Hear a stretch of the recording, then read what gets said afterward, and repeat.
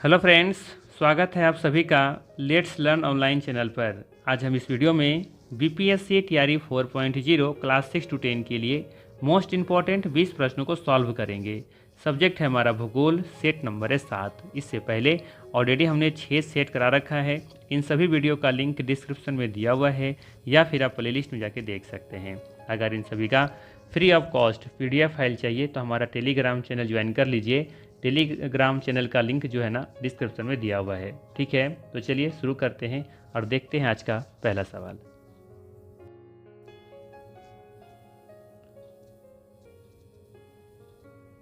पहला सवाल है, निम्नलिखित में से भारत का कौन सा शहर कर्क रेखा के लगभग पास से गुजरती है? विकल्प में है भोपाल, उज्जैन, रांची, एक से अधिक या फिर उपर्युक्त में से कोई नहीं। सही जवाब है डी विकल्प, उपर्युक्त में से एक से अधिक। याद रखिएगा, भोपाल, उज्जैन, रांची ये सभी शहर कर्क रेखा के लगभग पास से गुजरती हैं। ये भी याद रखिए, कर्क रेखा लगभग 27 डिग्री उत्तरी अक्षांश पर स्थित है और यह भारत के 8 राज्यों से गुजरती है। पश्चिम से पूरब की तरफ क्रम से याद रखिए इन 8 राज्यों का नाम। पहला नंबर पर गुजरात, फिर राजस्थान, मध्य प्रदेश, छत्तीसगढ़, झारखंड, पश्चिम बंगाल, त्रिपुरा और सबसे पूरब में है मिजोरम। इन 8 राज्यों से होकर के कर्क रेखा जाती है। ठीक है, चलिए अगला सवाल देखिए। अगला सवाल है,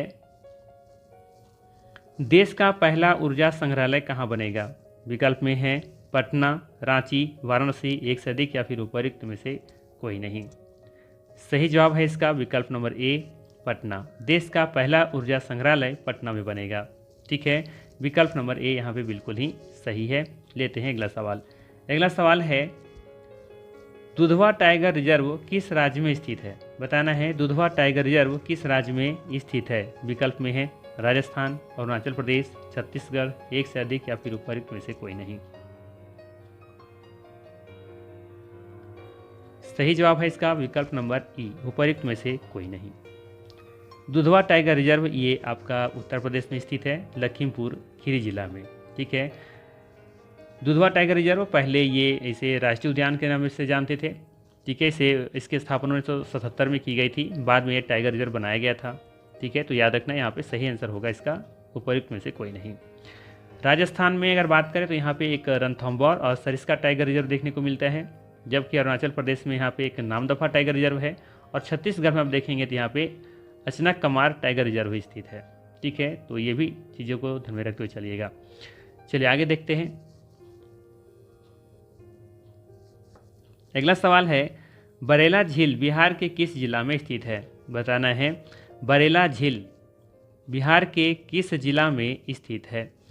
विकल्प में है बेगूसराय, वैशाली, किशनगंज, एक से अधिक या फिर उपर्युक्त में से कोई नहीं।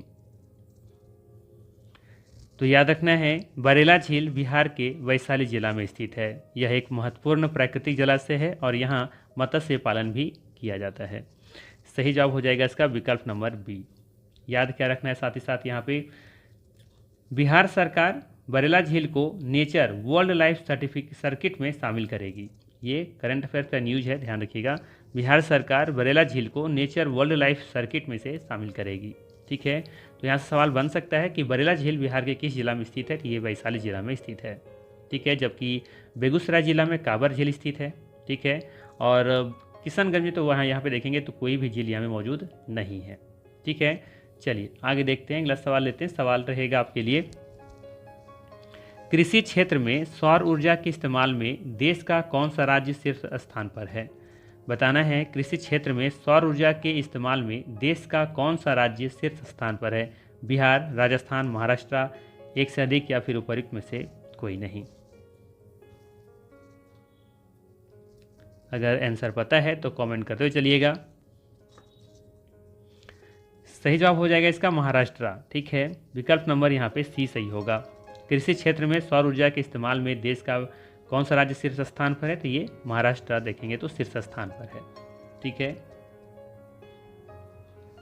याद रखिएगा ये न्यूज या रिपोर्ट आप कह सकते हैं कि दिसंबर 2025 का है। ठीक है ना, चलिए आगे देखते हैं। अगला सवाल है, बिहार में चीनी उद्योग का प्रमुख क्षेत्र कौन सा है? बताना है बिहार में चीनी उद्योग का प्रमुख क्षेत्र कौन सा है। विकल्प में है पश्चिमी चंपारण, सारण, पूर्वी चंपारण, एक से अधिक या फिर उपर्युक्त में से कोई नहीं। सही जवाब है इसका विकल्प नंबर डी। याद रखिएगा, बिहार में चीनी उद्योग का प्रमुख क्षेत्र पश्चिमी चंपारण, सारण और पूर्वी चंपारण, ये तीनों क्षेत्रों में देखने को मिलता है।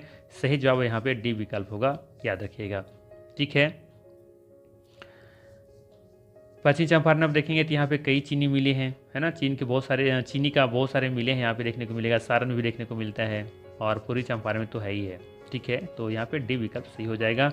और साथ ही साथ ध्यान रखिएगा, बिहार में औद्योगिक विकास के लिए बिहार औद्योगिक क्षेत्र विकास प्राधिकरण की स्थापना 1974 ईस्वी में की गई थी। ठीक है ना, याद रखना है कि बिहार में औद्योगिक विकास के लिए बिहार औद्योगिक क्षेत्र विकास प्राधिकरण की स्थापना 1974 ईस्वी में की गई थी।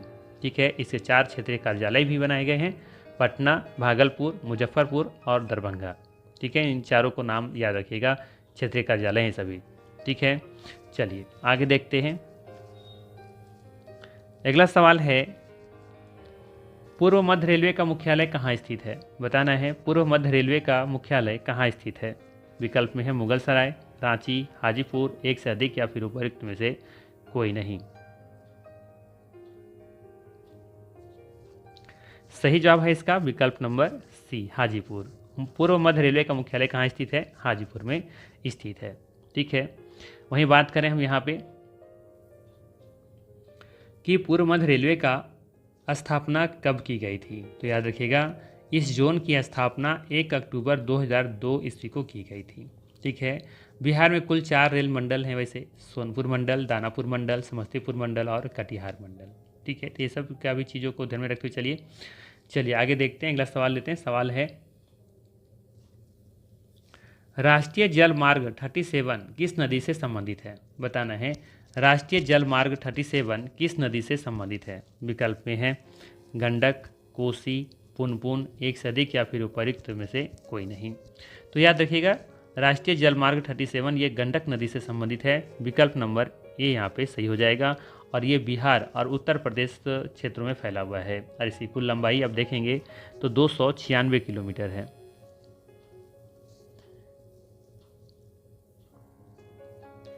कितना है? 296 किलोमीटर। ठीक है ना।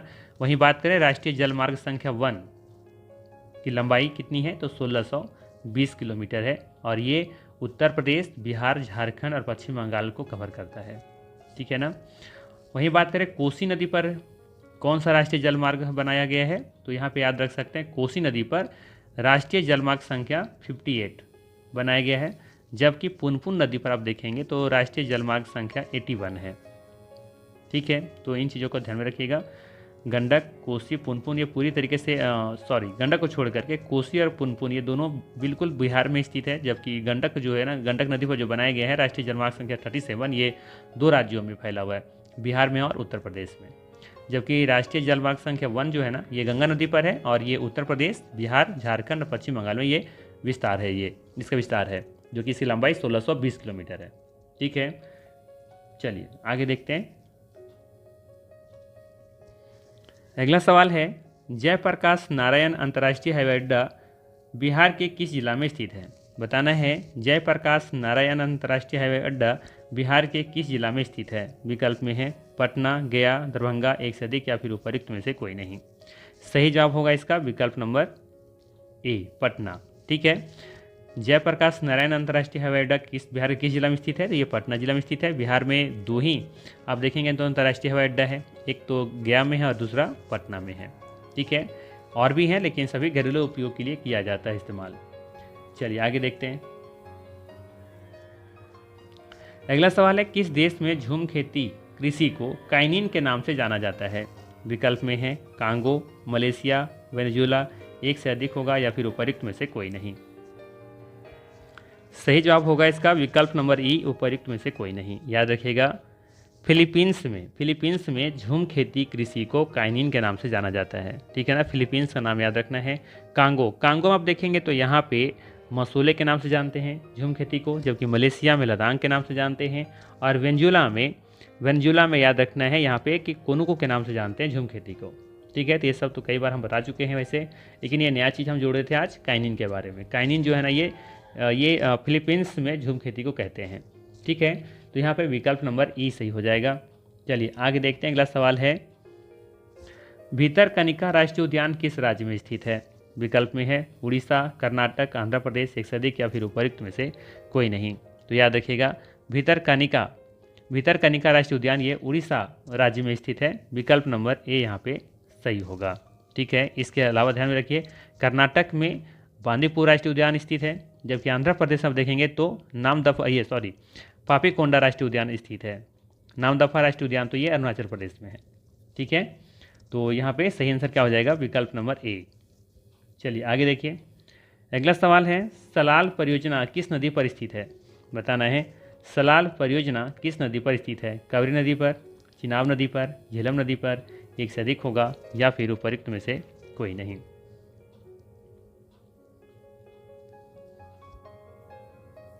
सही जवाब होगा इसका चिनाब नदी। विकल्प नंबर बी सही होगा, जो कि ये जम्मू कश्मीर में स्थित है।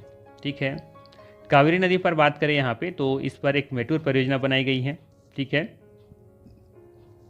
चलिए आगे देखते हैं, अगला सवाल लेते हैं। सवाल रहेगा यहाँ पे ये सरकारी नहीं है, थोड़ा सा इसे सतारी कर लेते हैं। चलिए, सतारी लौह अयस्क भंडार किस राज्य में स्थित है? सवाल ये है। ठीक है, सतारी लौह अयस्क भंडार किस राज्य में स्थित है? ठीक है, तो यहाँ पे देखेंगे विकल्प में है छत्तीसगढ़, महाराष्ट्र, गोवा, एक से अधिक या फिर उपयुक्त में से कोई नहीं। तो याद रखना है सतारी लौह अयस्क भंडार गोवा राज्य में स्थित है। विकल्प नंबर यहाँ देखेंगे तो सी सही होगा। ठीक है, वहीं बात करें छत्तीसगढ़ में बैलाडीला लौह अयस्क भंडार स्थित है। ठीक है, जबकि महाराष्ट्र में अगर आप लोगों को पता है तो कमेंट करके बताइएगा कि यहाँ पे किसका भंडार स्थित है। ठीक है, तो एक हम बता देते हैं, यहाँ पे देखेंगे तो रत्नागिरी जिला जो है ना ये लौह अयस्क भंडार यहाँ पे स्थित है। ठीक है, रत्नागिरी। ठीक है, महाराष्ट्र में। गोवा में तो बता ही दिया हमने, सतारी लौह अयस्क भंडार स्थित है यहाँ पे। छत्तीसगढ़ में याद रखिए, छत्तीसगढ़ में बैलाडीला लौह अयस्क भंडार स्थित है यहाँ पे। ठीक है, चलिए आगे देखिए, अगला सवाल है पूगा घाटी भूतापीय क्षेत्र किस राज्य या केंद्र शासित प्रदेश में स्थित है? बताना है पूगा घाटी भूतापीय क्षेत्र किस राज्य या केंद्र शासित प्रदेश में स्थित है? विकल्प में है लद्दाख, जम्मू कश्मीर, उत्तराखंड, एक से अधिक या फिर उपयुक्त में से कोई नहीं। तो याद रखिए पूगा घाटी भूतापीय संयंत्र यह लद्दाख में स्थित है। विकल्प नंबर ए यहाँ पे सही होगा। जबकि उत्तराखंड में आप देखेंगे तो यहाँ पे तपोवन भूतापीय संयंत्र स्थित है। जबकि जम्मू कश्मीर में आप देखेंगे यहाँ पे वैसे यहाँ पे कोई भी जो है ना ये भूतापीय क्षेत्र स्थित नहीं है, देखने को मिलता है जम्मू कश्मीर में।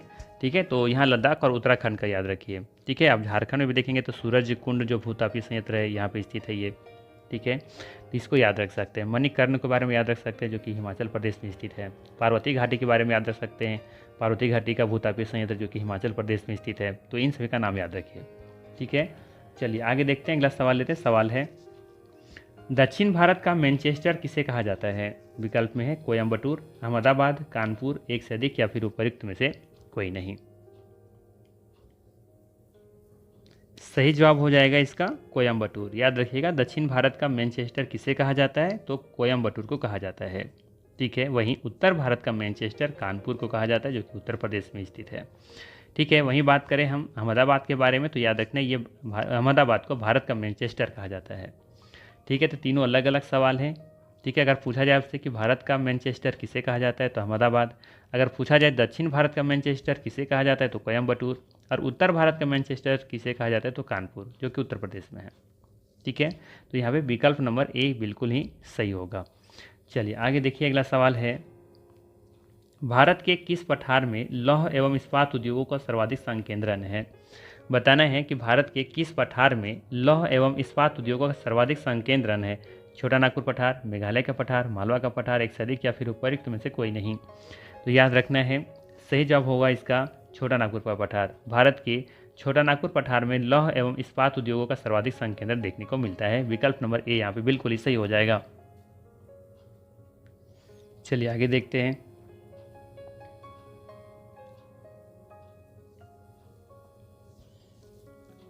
अगला सवाल लेते हैं। सवाल है निम्नलिखित में से कौन सा खनिज ऊर्जा संसाधन नहीं है? बताना है निम्नलिखित में से कौन सा खनिज ऊर्जा संसाधन नहीं है? विकल्प में है कोयला, पेट्रोलियम, बॉक्साइट, एक से अधिक या फिर उपर्युक्त में से कोई नहीं। तो सबसे पहले समझते हैं कि खनिज ऊर्जा संसाधन क्या है। तो याद रखना है, खनिज ऊर्जा संसाधन वे खनिज हैं जिनसे ऊर्जा प्राप्त होती है, जैसे कोयला, पेट्रोलियम, प्राकृतिक गैस, है ना। जबकि बॉक्साइट से एल्युमिनियम बनता है, ऊर्जा नहीं। सही विकल्प हो जाएगा सी विकल्प, बॉक्साइट। ये खनिज ऊर्जा संसाधन नहीं है, जबकि कोयला, पेट्रोलियम ये दोनों क्या है? ऊर्जा संसाधन है। ठीक है, चलिए आगे देखते हैं, अगला सवाल लेते हैं। सवाल रहेगा आपके लिए, निम्नलिखित में से कौन सा नवीकरणीय संसाधन नहीं है? बताना है कि कौन सा नवीकरणीय संसाधन नहीं है। विकल्प में है कोयला, पेट्रोलियम, प्राकृतिक गैस, एक से अधिक या फिर उपर्युक्त में से कोई नहीं। तो पहले समझते हैं नवीकरणीय संसाधन क्या है। नवीकरणीय संसाधन जल्दी पुनः बन जाते हैं, जैसे कि सौर ऊर्जा, पवन ऊर्जा। ठीक है, जबकि कोयला, पेट्रोलियम, प्राकृतिक गैस ये अनवीकरणीय संसाधन है। ठीक है, यहाँ पे पूछा है कौन सा नवीकरणीय संसाधन नहीं है। तो यहाँ पे देखेंगे तो ये कोयला, पेट्रोलियम और प्राकृतिक गैस ये तीनों ये नवीकरणीय संसाधन नहीं है। विकल्प नंबर यहाँ पे डी सही हो जाएगा। ठीक है, चलिए आगे देखते हैं। मानव संसाधन का अर्थ है, बताना है मानव संसाधन का क्या अर्थ है। विकल्प में है कुशल और शिक्षित लोग, केवल मजदूर, केवल किसान, एक से अधिक या फिर उपर्युक्त में से कोई नहीं। इस सवाल को अच्छे से देखिए, थोड़ा सा कंफ्यूज कर सकते हैं यहाँ पे आप। तो याद रखना है मानव संसाधन का अर्थ है कुशल और शिक्षित लोग। विकल्प नंबर यहाँ पे देखेंगे तो ए सही हो जाएगा। मानव संसाधन से तात्पर्य है शिक्षित, कुशल और कार्य करने योग्य लोग जो देश के विकास में योगदान देते हैं। ठीक है, तो यहाँ पे देखेंगे तो सही विकल्प ए विकल्प होगा। बी विकल्प के बारे में बात करें तो यहाँ पे देखेंगे मानव संसाधन का पूरा अर्थ नहीं देता, सिर्फ बोला है केवल मजदूर। ठीक है, तो ये मानव संसाधन का अर्थ नहीं है केवल मजदूर या फिर केवल किसान। ठीक है, ये मानव संसाधन के भाग हो सकते हैं, लेकिन मानव संसाधन का सही अर्थ ये नहीं देते। ठीक है, तो सही अर्थ क्या है? कुशल और शिक्षित लोग, अर्थात विकल्प नंबर ए लेके चलेंगे, यहाँ पे ध्यान रखिएगा। चलिए आगे देखते हैं। अगला सवाल है, निम्न में से कौन सी फसल रोपण कृषि का उदाहरण है? बताना है कि कौन सी फसल रोपण कृषि का उदाहरण है। ठीक है, तो ये याद रखिए पहले कि रोपण कृषि का क्या अर्थ है। याद रखना है रोपण कृषि में बड़े बड़े बागानों में एक ही नकदी फसल उगाई जाती है, जैसे कि चाय, कॉफ़ी, रबर, गन्ना, नारियल। ठीक है, तो यहाँ पे आप देखेंगे सही आंसर क्या हो जाएगा। विकल्प नंबर डी सही हो जाएगा। ठीक है, उपर्युक्त में से एक से अधिक, चाय और केला देखेंगे तो दिए गए विकल्पों में से ये रोपण कृषि के उदाहरण है, जबकि गेहूँ यहाँ पे रोपण कृषि का उदाहरण नहीं है। ठीक है, यहाँ पे रोपण कृषि की विशेषताओं के बारे में याद रख सकते हैं, जैसे कि ये बड़े बड़े बागानों में लगाए जाते हैं, एक ही फसल लगाई जाती हैं, ज़्यादा इसमें पूंजी और मजदूर की ज़रूरत पड़ती है, ज़्यादातर निर्यात के लिए ये कृषि किया जाता है। ठीक है, तो इस तरीके से यहाँ पे देखेंगे तो विकल्प नंबर डी सही हो जाएगा। और ये था आज का महत्वपूर्ण 20 प्रश्न। अगर ये सेशन अच्छा लगा हो तो लाइक ज़रूर कीजिएगा, चैनल पर नहीं है तो सब्सक्राइब कीजिएगा। और बाकी किसी भी तरह का अगर कोई सवाल हो तो मुझे कमेंट बॉक्स में पूछ सकते हैं, जवाब निश्चित तौर पर आपको हम देंगे। ठीक है, तो चलिए फिर मिलते हैं इसी तरह के वीडियो में, नेक्स्ट वीडियो में। Thanks for watching.